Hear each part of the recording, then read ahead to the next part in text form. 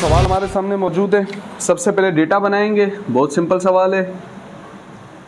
एक कार है जिसका मास दिया है, तो मास को किससे शो करते हैं? एम से। कितना मास है जी? 800 किलोग्राम ना, ठीक है। और मूव कर रही है कितनी वेलोसिटी से? 2 मीटर पर सेकेंड। तो वेलोसिटी दी है v, कितना? 2 मीटर पर। और हमें क्या चाहिए इसका? मोमेंटम। मोमेंटम को किससे शो करते हैं? p से। मोमेंटम चाहिए। तो दोस्तों कोई ऐसा फार्मूला जिसमें p हो, m हो, v हो? तो हम बचपन से जानते हैं सर p किसके बराबर होता है? mv के। तो मास कितना है जी? 800 और v कितना है? 2। तो इससे इसको कर देंगे मल्टीप्लाई, तो हो जाएगा 16। तो दोस्तों सवाल में अगर हम देखें, एक बॉडी है जिसका मास है कितना? 10 किलोग्राम। एक 10 किलोग्राम की बॉडी है जो कि मूव कर रही है। एक 10 किलोग्राम की बॉडी है जो कि मूव कर रही है कितनी वेलोसिटी से? 10 मीटर पर सेकंड की वेलोसिटी से दोस्तों मूव कर रही है, ठीक है, सही है। अ फोर्स एक्ट, उसके ऊपर फोर्स लगाते हैं। उसके ऊपर क्या लगाते हैं? फोर्स लगाते हैं। कितनी देर के लिए? 5 सेकंड के लिए। तो फर्ज कर लिया हमने एक बॉडी मूव कर रही थी कितनी रफ्तार से, उस पर लगाई गई फोर्स। अब देखते हैं वो फोर्स किस डायरेक्शन में लगाएगी। टू रिड्यूस, रिड्यूस मतलब कम कर देना। जहाँ रिड्यूस लफ्ज आ जाए इसका मतलब होता है कमी। फोर्स लगी, एक्ट मतलब लगना, कितनी देर के लिए? 5 सेकंड के लिए। और उस फोर्स के नतीजे में रिड्यूस हो गई उसकी क्या? वेलोसिटी। और कितनी हो गई? 2 मीटर पर सेकंड। यानी दोस्तों थोड़ी देर के लिए सोचो कि फॉर एग्जांपल अगर एक बॉडी है वो मूव कर रही है, लेट सपोज, तो जब पहले मूव कर रही थी तो कितनी रफ्तार से मूव कर रही थी? 10 मीटर पर ऐसा मूव करके जा रही थी। लेकिन थोड़ी देर बाद जाके 5 सेकंड तक इस पर फोर्स लगती रही। अब वो फोर्स अगर दोस्तों थोड़ी देर के लिए सोचो, एक बॉडी ऐसे मूव कर रही है और उस पर फोर्स यूं करके लगे तो उसकी रफ्तार बढ़ेगी ना। लेकिन अगर मुखालिफ सिम से लगे तो रफ्तार क्या हो जाएगी? कह रहे 5 सेकंड तक इस पर फोर्स लगी। अब उसने ये नहीं बताया किस सिम से लगी, ये आप अपनी अकल से अंदाजा लगाएंगे। इस सिम ऐसे लगी कि अब इसकी रफ्तार 10 से कितनी हो गई, ठीक है। To reduce its velocity to कितना? 2 मीटर पर। यानी अब इसकी रफ्तार कितनी हो गई है? 2 मीटर पर। पहले कितनी थी? 10 मीटर पर सेकंड। अब कितनी हो गई है सर? 2 मीटर पर सेकंड। सही है, ठीक है। तो बताओ फोर्स कैसी लगी होगी? उलट लगी होगी ना, मुखालिफ लगी होगी, ठीक है। तो दोस्तों फाइंड द मोमेंटम, कह रहा है मोमेंटम निकालो। बिफोर मतलब पहले, and after the application of force. यानी मोमेंटम इस वक्त का भी निकालना है और इस वक्त का भी निकालना है, तो कोई मसला नहीं है सर। बॉडी तो कितने किलो की है उसके मुताबिक? 10 किलोग्राम की है ना, तो बॉडी है 10 किलोग्राम की। इधर भी बॉडी कितने किलोग्राम की है? तो हमने कहा ठीक है सर, बॉडी का मास तो अपनी जगह वही है। मास क्या है सर? 10 किलोग्राम। और शुरू में वेलोसिटी कुछ और है और बाद में, तो शुरू वाली का नाम हमने रख दिया v i. How much? 10 metre per. और बाद वाली का नाम रख दिया हमने v f. How much? 2 metre per second. सही है, ठीक है जी। मोमेंटम के लॉ ऑफ कंजर्वेशन और मोमेंटम के केस में इनिशियल वेलोसिटी को जब दो बॉडीज हों तो यू से शो करते हैं, और दो बॉडीज हों तो फाइनल वेलोसिटी को वी से शो करते हैं। किसके केस में? Law of conservation of momentum के केस में।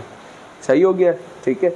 अब जो मैं कह रहा हूँ उस पर फोकस करना है, वो ये है कि सर अगर हम नोट करें तो फाइंड द मोमेंटम बिफोर, पहले वाला भी, और तो शुरू में वेलोसिटी ये थी तो मोमेंटम इसके हिसाब से होगा, इनिशियल मोमेंटम कहलाएगा। चूंकि शुरू में वेलोसिटी कौन सी थी? इनिशियल। तो इस मोमेंटम का नाम हमने क्या रखा? P I. पी मतलब मोमेंटम, आई मतलब इनिशियल। और बाद का मोमेंटम पी से शो करेंगे, और चूंकि बाद वाला है किस वेलोसिटी की वजह से होगा? फाइनल की वजह से होगा। तो क्या नाम दे देंगे? पी एफ नाम दे देंगे, ठीक है। तो अब आप मुझे बताएं मोमेंटम का फार्मूला क्या होता है? सर हम बचपन से जानते हैं मोमेंटम किसके बराबर होता है? मास और वेलोसिटी के मल्टीप्लाई के बराबर होता है मोमेंटम। और अगर आपको शुरू वाला मोमेंटम चाहिए इनिशियल, तो वेलोसिटी भी कौन सी आएगी? इनिशियल वाली आएगी, ठीक है। तो ये हो जाएगा m कितना है भाई? m है 10, और vi कितना है? vi भी कितना है सर? 10 है। तो 10 को 10 से मल्टीप्लाई किया तो जवाब आया 100। मोमेंटम का यूनिट न्यूटन सेकेंड। और बाद का मोमेंटम चाहिए तो ठीक है सर, यही जो फार्मूला हमारे पास मौजूद है मास इंटू वेलोसिटी का, इसमें वेलोसिटी फाइनल रख देंगे तो मोमेंटम भी कौन सा आएगा, फाइनल वाला आएगा ना भाई। तो दोस्तों मास कितना है 10 और वेलोसिटी कितनी है बाद वाली 2, तो 10 2 जा 20 दर्जन न्यूटन सेकेंड। ठीक हो गया, सही है। तो ये बाद वाला मोमेंटम आ गया, ये भी नोट लेगा। छरे वाली गन हो तो और असली वाली गन हो तो बुलेट निकलेगी, तो असली वाली गन है, ठीक है। और बुलेट का मास है कितना 40 ग्राम, बुलेट का मास है 40 ग्राम और गन का मास कितना है 8 किलोग्राम। यानी आपको कितने मास दिए हैं, 2 मास दिए, एक मास किसका दिया है और एक मास किसका दिया है, बुलेट का। जहन में रख ली, एक गन हम अपने जहन में ले आए, ठीक है, सही है। गन है और उसके अंदर क्या मौजूद है सर, बुलेट मौजूद है। ये समझना क्योंकि यही सवाल है जो मैं बता रहा हूँ, यही जुमला है, ठीक है, ओके। अभी तक गन बुलेट के अंदर, अपना जो बुलेट है वो गन के अंदर क्या है सर, मौजूद है, ठीक है। गन भी रुकी हुई है, मैंने पकड़ा हुआ है ना, गन रुकी हुई है, बुलेट भी रुकी हुई है। अभी तक बुलेट फायर भी हुई, जैसे ही हम ट्रिगर दबाएंगे, ट्रिगर समझते हो ना ट्रिगर, तो जैसे हम ट्रिगर दबाएंगे तो क्या होगा, बुलेट आगे जाएगी। क्या और भी कुछ होगा, फिल्मों में देखा होगा भी, ठीक है। मौला जट के अलावा, मौला जट में तो वो चला रहा होता, उसको कुछ भी नहीं हो रहा होता, ठीक है। आम तौर पे जब भी हम बुलेट्स फायर करते हैं सर गन से, तो बुलेट तो जाती है आगे, लेकिन उसका झटका कहाँ आता है, पीछे की तरफ। ऐसा क्यों होता है सर, क्यों होता है ऐसा सर? एक्शन, बुलेट गई इस डायरेक्शन में हो रहा है एक्शन, तो इसकी अपोजिट डायरेक्शन में क्या होगा, क्योंकि Newton third law of motion के मुताबिक एक्शन और रिएक्शन एक दूसरे के क्या होते हैं, उलट होते हैं, अपोजिट होते हैं। एक्शन अगर इस डायरेक्शन में हो रहा है तो रिएक्शन इसका क्या होगा, अपोजिट होगा, ठीक है, सही है। तो दोस्तों सोचना है, सबसे पहले हम डेटा बनाएंगे और डेटा में हमने कहा सर डेटा 2 चीज़ों का है, एक है डेटा फॉर बुलेट और एक हमने बना लिया दोस्तों डेटा फॉर किसके लिए, गन के लिए। समझना है, दोनों का मास दिया है। बुलेट का मास कितना है भाई, आपकी मर्जी है, पहले गन को रख लो बुलेट को रख लो, इससे कोई फर्क नहीं पड़ता। खैर बुलेट का मास कितना है सर 40 ग्राम और गन का मास कितना है, तो मास तो ऐसा यूनिट के मुताबिक हमें किस में चाहिए होता है, तो इसमें तो हमें कोई मसला नहीं है कि सर ये मास किस में, किलोग्राम में। अच्छा मास 2 दिए, ये भी एक मास है और ये भी एक मास है। मास को किससे शो करते हैं, एम से, मास को किससे शो करते हैं, एम से। अब दोनों का नाम अगर सेम रख देंगे तो फिर तो मसला हो जाएगा, क्योंकि ये मास अलग है और ये वाला मास, तो इसका नाम रख दिया, इसका नाम रख दिया। लेकिन सर ये मास तो किलोग्राम में है, ये वाला मास किलोग्राम में नहीं है, तो कैसे लेके जाएंगे, इसको ग्राम से किस में लेके जाना है, ऐसा यूनिट के मुताबिक मास किस में हो। या आपने सर जब हमें न्यूमेरिकल्स करवाए थे तब हमें बताया था, तो ग्राम को लेके जाना है किलोग्राम में। तो 1 किलोग्राम में कितने ग्राम होते हैं, 1000 ग्राम होते हैं। कौन बड़ा है कौन छोटा है, तो ग्राम छोटा है और किलोग्राम, तो अभी आप किस में हो, ग्राम में, और जाना किस में, तो ग्राम से किलोग्राम में जाने के लिए क्या करेंगे, डिवाइड करेंगे। छोटे से बड़े यूनिट में जाने के लिए क्या करते हैं, डिवाइड। कितने से डिवाइड करेंगे सर, 1000 से। तो 40 को 1000 से क्या कर देंगे, डिवाइड कर देंगे, तो जवाब आएगा 0.04 किलोग्राम। क्या जवाब आ गया, 0. तो मास हमें मालूम हो गया, ठीक है। अब बढ़ते हैं आगे, और क्या चाहिए, अब ज़रा गौर करना है। देखो चीज़ें कितनी हैं, 2। मैं आपसे पूछता हूँ कि बताओ बुलेट और गन आपस में टकरा रहे होंगे, कहाँ पर, अंदर। जैसे आप ट्रिगर दबाते हो ना, वैसे तो बुलेट का पूरा, गन का एक पूरा काम करने का प्रिंसिपल है, ठीक है। इसके अंदर एक हाई पावर स्प्रिंग लगा हुआ होता है। स्प्रिंग जब आप खींचते हो ना तो स्प्रिंग स्टोर कर लेते हैं इसको, और साथ ही जो बुलेट होती है ना उसके साथ बारूदी मवाद लगा हुआ होता है, धमाका खेज मवाद, मसाला कहते हैं जिसको, ठीक है। तो जैसे आप उसको यूं करके खींचते हो, दबा दिया, आप जब ट्रिगर दबाते हो ना तो अंदर ट्रिगर, आप तो ट्रिगर नीचे से दबा रहे हो, ऊपर का ट्रिगर का हिस्सा क्या करता है, उधर स्प्रिंग को छोड़ता है, जैसे छोड़ता है तो वो बुलेट के साथ वो हिस्सा क्या होता है, उसकी मूवमेंट होती है। मूवमेंट होती है तो मूवमेंट में कांटेक्ट होता है। कांटेक्ट में क्या पैदा होती है, हीट पैदा होती है। हीट पैदा होती है तो वो बारूदी मवाद चलना शुरू होता है। चलना शुरू होता है तो बुलेट तेजी से जाती है, एक तो उस बारूदी मवाद के जलने की वजह से भी, और साथ ही साथ जो मेन फोर्स जनरेट होती है वो स्प्रिंग की वजह से जनरेट होती है। हाई क्वालिटी स्प्रिंग होता है, सही है। इन दोनों की वजह से फिर बुलेट कैसी जाती है, तेजी से मूव करती भी जाती है। यानी अंदर बुलेट और गन जब ये मूव करना लगेंगे तो कोलिजन होगा। जी सर, अंदर कोलिजन होगा। तो कोलिजन के बाद ही दोनों मूव करेंगे ना भाई। जब तक दोनों अंदर मौजूद है, रुके हुए हैं, क्या मूव कर रहे हैं? जैसी मूवमेंट शुरू हुई तो कोलिजन हुआ, तो एक रफ्तार होगी कोलिजन से पहले और एक रफ्तार होगी। मैं आपसे पूछता हूं कोलिजन से पहले, बुलेट की मूवमेंट से पहले और गन के भी रिकॉइल, ये जो वापस आना है ना, इसे क्या कहते हैं, रिकॉइल ऑफ गन। इससे पहले दोनों किस में, रेस्ट में, कौन कौन, गन भी और, तो हमने कहा सर इसकी भी रफ्तार 0 है अभी और इसकी भी रफ्तार, अभी ये कौन सी है मैं इसकी बात नहीं कर रहा हूं, ठीक है। लेकिन ये कब की बात है, किससे पहले, बिफोर फायर या बिफोर कोलिजन, जो आप कह दो, ऐसे ही है ना। फायर से पहले दोनों रुके हुए, ठीक है। फायर के बाद जैसे ही फायर हुआ, बुलेट चलना शुरू हुई कितनी रफ्तार से, जैसे ही फायर हुआ, अब ये बुलेट का खाना है ना, इसलिए बुलेट के खाने में मैं लिख रहा हूं यहां पर, बुलेट के खाने में कि बुलेट की रफ्तार कितनी है, बोलो ना भाई। और जब बुलेट 100 से मूव करके आगे जा रही थी तो गन कह रही थी नहीं मेरे दोस्त मैं रुकी नहीं हूं, नहीं। जैसे जब बुलेट आगे जा रही थी उसी वक्त रिकॉइल ऑफ गन कहाँ आ रहा था, पीछे की तरफ आ रहा था, अपोजिट डायरेक्शन में आ रहा था। तो जो रिकॉइल ऑफ गन है वो अपोजिट डायरेक्शन में आ रहा है, इसकी भी कुछ ना कुछ रफ्तार है। जी सर है। हमें क्या कह रहे हैं, calculate the recoil of the gun. Recoil of gun की वेलोसिटी को क्या करना है, हमने मालूम करना है। यानी ये वाली वेलोसिटी हमने क्या करनी है, तो आप जरा गौर करो, बताओ ये बात कब की है, बिफोर मतलब पहले की।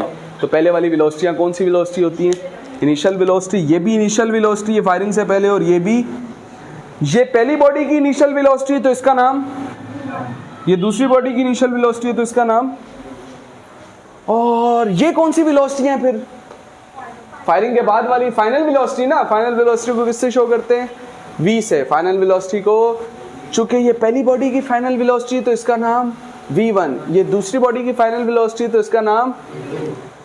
तो ऐसा कोई फार्मूला दोस्तों जिसमें m1 u1 m2 u2 m1 v1 सब आता हो, लॉ ऑफ कंजर्वेशन ऑफ, क्या है फार्मूला बताएं, m1 u1 plus m2 u2 equals to m1 v1 plus, देखो m1 की वैल्यू दी है 40 रखूं कि 0.04 रखूं, सर हमें मास कौन सा वाला चाहिए, किलोग्राम वाला चाहिए। तो दोस्तों यहाँ पे m आ गया क्या, 0.04। u1 की वैल्यू क्या है बताओ, u1 की वैल्यू है सर 0। m2 की वैल्यू है कितनी, 8। दोस्तों u2 की वैल्यू क्या है, 0।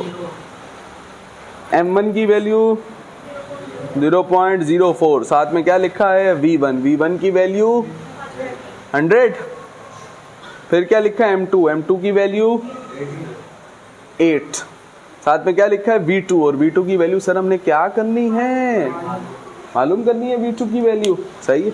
तो 0.04 0 से क्या हो रहा है, मल्टीप्लाई, तो 0 से जो टकराएगा पाश पाश हो जाएगा, फिर 8 मल्टीप्लाई बाय 0, 0 से जो टकराएगा पाश पाश हो जाएगा। तो हमने कहा जवाब क्या आ गया, ये दोनों तो हो गए 0। ये मल्टीप्लाई करने में जो मज़ा आता है ना सर, इसका अपना ही मज़ा है। खैर ये 100 के साथ क्या हो रहा है, इसको 100 के साथ मल्टीप्लाई करेंगे तो हमारे कैलकुलेटर ने जवाब दिया 4, चाहो तो चेक कर लो। और साथ में लिखा है 8v2 के साथ क्या हो रहा है, मल्टीप्लाई हो रहा है ना भाई, प्लस नहीं हो रहा है। ये इसके साथ क्या हो रहा है, तो ये आ गया 8v2। तो 0 + 0 का जवाब तो क्या आया, 0। अब हमें वैल्यू किसकी चाहिए पहले बताओ, हमें v2 की वैल्यू चाहिए। तो मैथ कहती है दोस्तों, शबाना ने मैं बताया, जिसकी वैल्यू चाहिए उसको अलग कर ले। तो चूंकि ये चाहिए तो इसको अलग करना है। इसके आसपास कुछ है, ये है, ये क्या है, इसके नहीं दिख रहा है, पहले तो इसको तो हटाओ भाई। तो ये है प्लस का 4, दूसरी जगह जाएगा, और इस तरफ क्या बचा,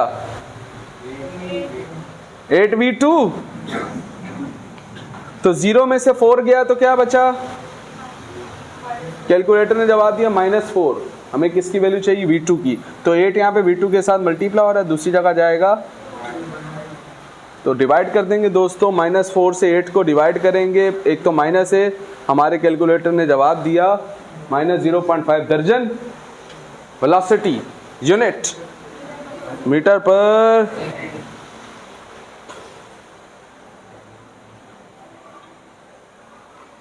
एक सवाल यहाँ पे पैदा होता है, सुन लें। अक्सर पूछते हैं, अभी आपने बोला ना सर, एक्शन वाली फोर्स और रिएक्शन वाली फोर्स आपस में क्या होती है? तो सर बुलेट तो कितने से जा रही थी, तो गन को भी कितने से आना चाहिए? अगर गन 100 से आएगी तो बंदा भी मर जाएगा, हैं? बुलेट उधर मारी, बुलेट उधर बंदे में गई, गन इस बंदे में गई। लेकिन सर ये तो खिलाफ वर्जी हो गई। तो Newton third law of motion ये नहीं कहता है कि एक्शन की वेलोसिटी और रिएक्शन की वेलोसिटी बराबर होगी। वो कहता है एक्शन की फोर्स और रिएक्शन की फोर्स क्या होगी? जितनी फोर्स बुलेट पे लगी है दोस्तों एक्शन होते हुए, उतना ही रिएक्शन होते हुए किस पे लगी है? गन पे। तो फिर सर बुलेट इतनी तेजी से जा रही है और गन इतनी स्लोली क्यों आ रही है? हाथ का भी फोर्स, बुलेट को भी पकड़ ले, हाथ से ऐसा आगे जा रही है तो हाथ रख दो, पकड़ लो उसको, रजनीकांत बन जाओ तुम भी। मैं क्या कह रहा हूं, जितनी फोर्स बुलेट पे लगी है उतनी ही किस पे लगी है? गन पे। जितनी फोर्स बुलेट पे लगी उतनी किस पे लगी है? तो बुलेट तो तेजी से जा रही है, गन इतनी तेजी से नहीं आ रही। अगर गन इतनी तेजी से आए तो वही मैं कह रहा हूं, गन भी अंदर आपको पता है ना चली जाएगी, तो बंदे को गोली ऐसे चलानी पड़ेगी, यूं करके ऐसा भी मारेगा तो फिर हाथ उड़ता हुआ निकल जाएगा, कुछ ना कुछ तो निकलेगा। तो फिर एक ही तरीका होगा चलाने का कि गन एक जगह पे रखी, किधर दूर से पत्थर मारा, बुलेट उधर गई और गन उधर पीछे गई। ऐसा तो कोई चला नहीं सकेगा। ऐसा है कि नहीं है? मैं तो ये कह रहा हूं कि भाई एक्शन की फोर्स है और जो रिएक्शन की फोर्स है बराबर है, लेकिन मसला क्या है सर? मिसाल के तौर पे बुलेट पे फोर्स लगी है 10 न्यूटन की। कितनी लगी? समझाने के लिए कह रहा हूं। तो गन पे भी फोर्स कितनी लग रही है? 10 न्यूटन की।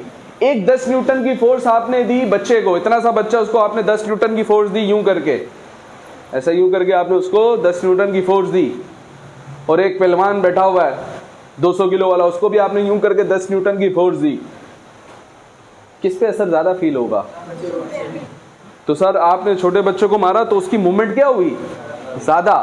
हालांकि फोर्स आपने दोनों को क्या दी है? तो पहलवान को भी बराबर दी, बच्चे को भी बराबर दी, लेकिन बच्चे की रफ्तार क्या बढ़ी? ज्यादा बढ़ी, और पहलवान की कम। तो ये उतनी तेजी से मूव क्यों नहीं कर रहा गन? अगर कोई हमसे ये पूछे तो क्या वजह है? तो सर बुलेट का मास कम है, गन का मास ज्यादा है, इसलिए उस पर फोर्स का असर कैसा दिख रहा है? अलबत्ता दोनों पे फोर्स क्या लग रही है? सेम लग रही है। सिर्फ फर्क क्या है स्पोर्ट्स में?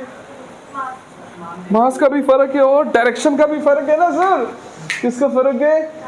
एक अगर इस डायरेक्शन में फोर्स बुलेट पे लग रही है तो गन पे फोर्स उसकी क्या लगेगी?